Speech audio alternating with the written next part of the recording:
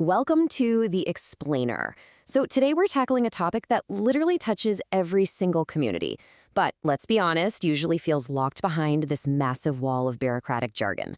We're going to break down the often complex machine of South Carolina's 2025-2026 school funding system. I am super excited to guide you through this because once you actually see how these gears turn, you're going to understand exactly how education is powered right in your own backyard.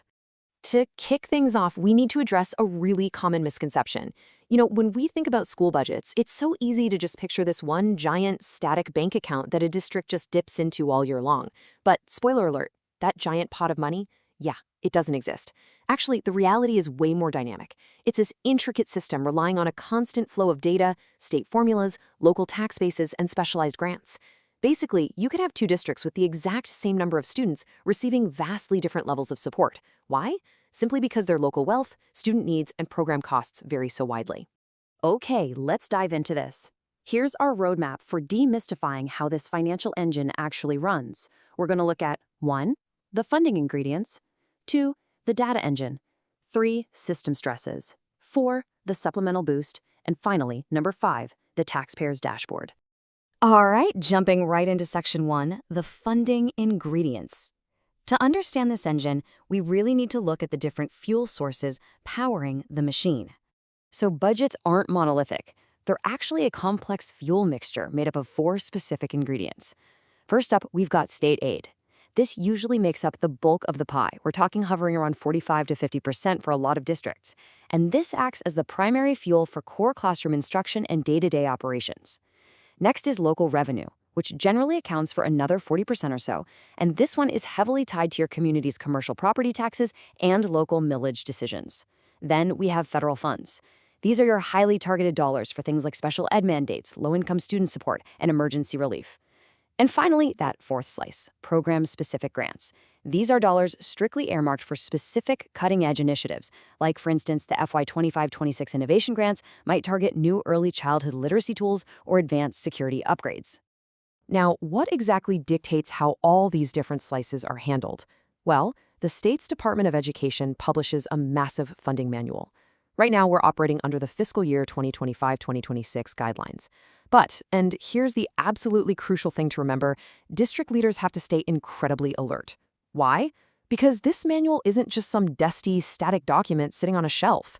It's a living, evolving set of rules. As revised funding info drops throughout the legislative session and the school year, the manual gets updated. Districts literally have to pivot and adjust their allocation strategies in real time. Meaning, a budget drafted in July, it might look remarkably different by the time November rolls around. Which brings us perfectly to section 2, the data engine. Because funding isn't just about what a district planned to spend. It is fundamentally about how the money actually moves based on real, verified data. See, funding is a moving target throughout the academic year. You start the year with your planning and projections, sure, but the state doesn't just hand over a blank check based on a guess. No way. They require vital data checkpoints at the 45-day and 135-day marks of the school year. At these exact markers, districts have to submit hard, verified data on daily attendance and enrollment. The state takes that data, crunches it through their formulas, and uses it to determine the proper funding allocations. So if you ever wonder why your local principal looks a little extra stressed right around mid-October, well, it's usually because that 45-day count is approaching. Every single student's attendance translates directly into operating dollars. The bottom line here is simple, and honestly, it's a foundational rule of the manual. If a district's data are inaccurate or late, they may face immediate delays or severe adjustments in funding. The state only pays for what it can verify, period. If a district drops the ball on these 45 or 135-day checkpoints, their financial fuel line can get completely choked off. It's a high-stakes game of continuous data compliance for sure. Now that we know how the fuel gets pumped into the engine, let's look at where this financial machine strains and faces real pressure in Section 3, System Stresses. South Carolina schools face a few recurring major funding pressures, and these were clearly reflected in the January 2025 budget requests from the state superintendent. First on the list, teacher pay. Districts aren't just competing with each other, they're constantly battling to compete with private sector wages in neighboring states like Georgia and North Carolina. The push to establish a competitive $50,000 baseline starting salary is a massive ongoing financial lift. Second is aging infrastructure. Securing the capital for new buildings or safe schools is incredibly tough. For a lot of rural districts, we're not talking about fancy new football stadiums. We are talking about desperately needing to replace 40-year-old HVAC systems and leaking roofs. And third, rising operational costs. Just think about transportation. Districts are competing with massive companies like Amazon and FedEx for drivers with commercial driver's licenses. When you combine spiking bus driver wage scales with the sheer cost of diesel fuel and maintenance, local districts feel that budget pressure instantly. And these pressures expose a really fascinating and sometimes precarious balance between state and local responsibility.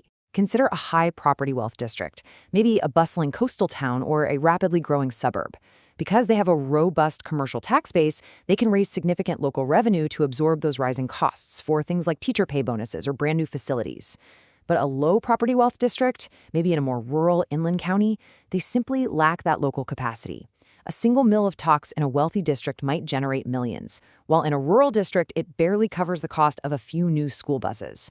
This means those lower wealth districts become heavily dependent on state aid just to survive. Since local conditions vary wildly across South Carolina, the state constantly has to step in, adjust the formulas, and try to balance the scales. This massive disparity in local wealth often leads people to ask, well, what about the federal government? Don't they send a ton of money to fix this? Let's clear that up in Section 4. The supplemental boost. We really need to view federal money differently from core state and local funds. Federal funds are strictly defined as targeted supplemental support.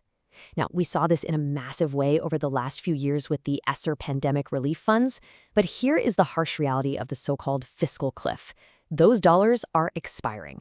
Programs that were built on federal relief, like extensive high-dosage summer tutoring or extra recovery counselors, are now forcing districts to make tough choices. Do they keep them using local money or cut them entirely?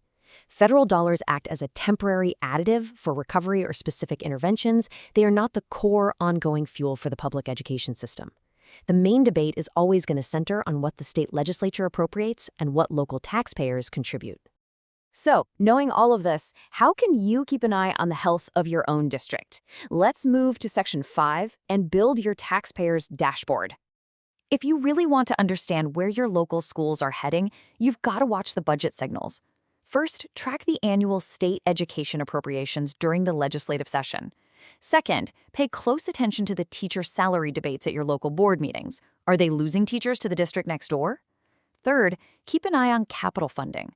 Are they successfully floating bonds to build new facilities, or are they struggling to maintain the ones they already have?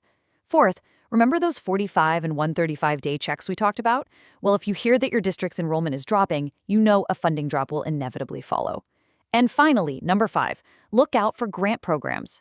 Things like summer reading camps or innovation grants show how a district is aggressively trying to supplement its budget. Watching these 5 signals will immediately tell you if your district is gaining financial flexibility or facing some serious constraints.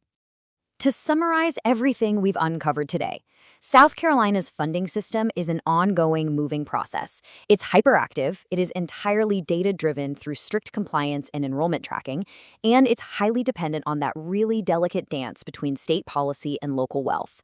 It is certainly not a set-it-and-forget-it budget line. Which leaves us with this final thought.